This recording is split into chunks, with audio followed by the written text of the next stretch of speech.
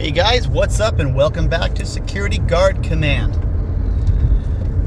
Heading to work right now, and I was just thinking about an interaction I had with a visitor at the hospital, and it wasn't going so well. So here's a little backstory and a little bit of information prior to my interaction with this visitor. I had a deceased patient in one of the rooms in the ER, and it was a very emotional situation for the family because it involved a child passing, and so I was feeling a lot of the grief from this family, and when that happens, I have to be very careful not to let that emotion spill over into interactions with other people. And throughout the day, as these interactions with various people build up, it can affect you. It can affect your decision-making process. It can affect how you treat other people. And it's very important to be cognizant of that and aware of, how you act in light of all the other situations that you deal with throughout a day. And I can tell you that if you work at a busy security post, at the end of the day, you've probably dealt with at least 5 people that were not so pleasant. And you've got to keep going throughout your day. You can't just step away. You have to keep pushing through, but it wears on you. And at the end of the day, your patience starts to run a little thin. And it's so easy to snap on somebody when you get to that point. And I could tell I was getting to this point fairly quickly, just with all the things that I've been dealing with. And mind you, I'm only about 3 hours into my shift at this point, and I'm feeling it. And I had a couple visitors come in for another patient that they were trying to visit, and I escorted them in. They came out. They were switching out. And when I escort somebody in or they're switching out, I always check to make sure that patient is still in the same location, because patients do get moved around in the emergency room, or they get admitted to the hospital or to another department. And so, I make it a habit of checking the location of the patient. And when another visitor came in to visit, I checked, and they were no longer on my list. And I have what we call a tracker, and I can see all the patients that are currently in the emergency room. I can see a little bit of what's going on with them, not a lot, but I can see, I can see some basic notes. And this patient disappeared from the tracker, which means that they were discharged from the emergency room. It doesn't mean they left the hospital, but they were discharged from the emergency room and no longer in my department.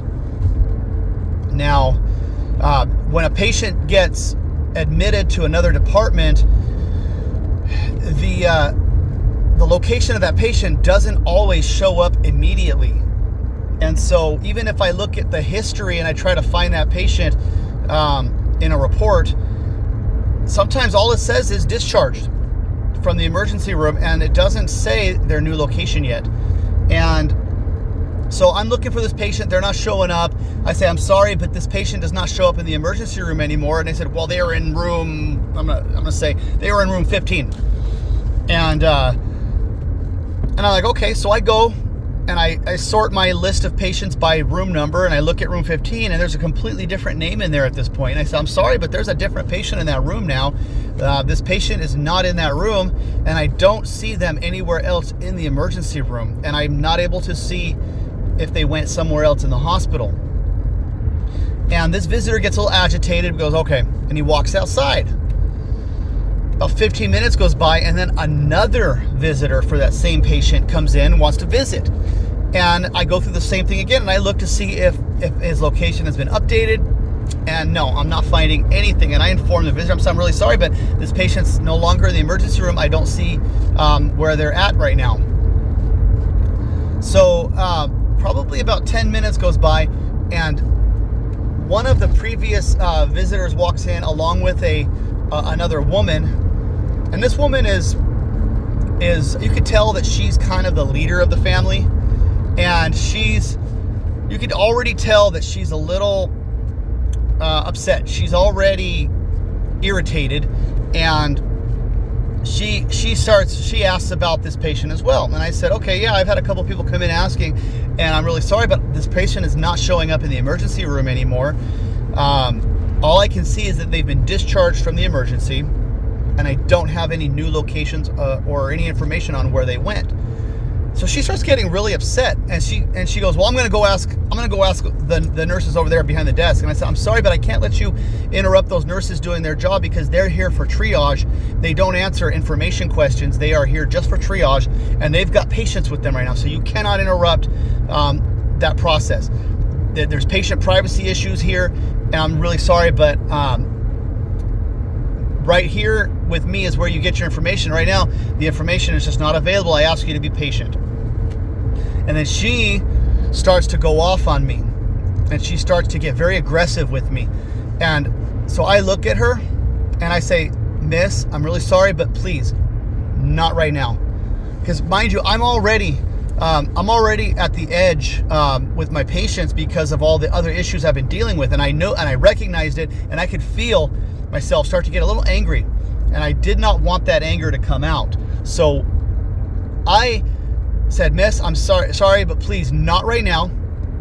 And I pushed my chair back a little bit. I sat back and I turned away from her, and I just took a couple of deep breaths. And then I turned to her and I said, okay, Miss, I am really sorry, but when a patient gets transferred, they don't always show up right away. I don't know the situation with this patient, and the nurses over there that you want to talk to have the exact same screen that I have. So they have the exact same information that I have.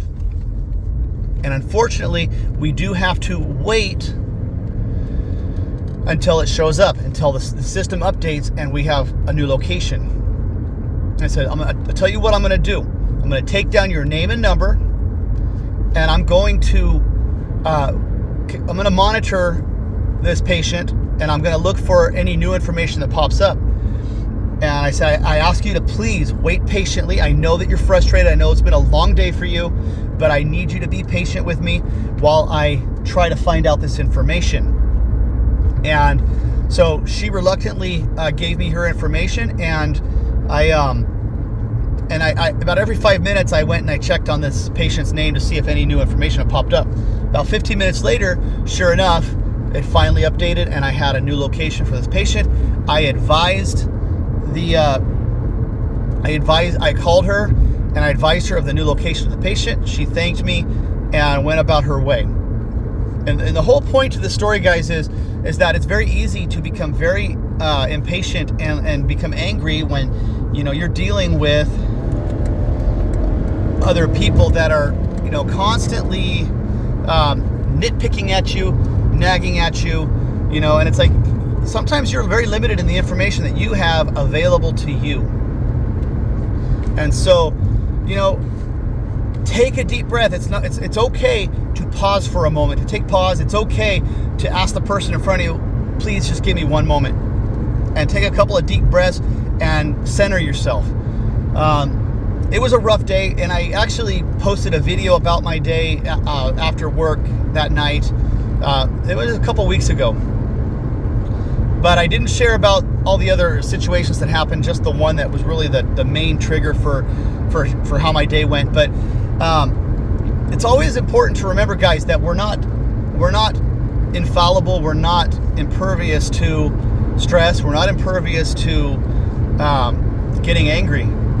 We deal with a lot of crap from people just by the fact that we wear, this uniform.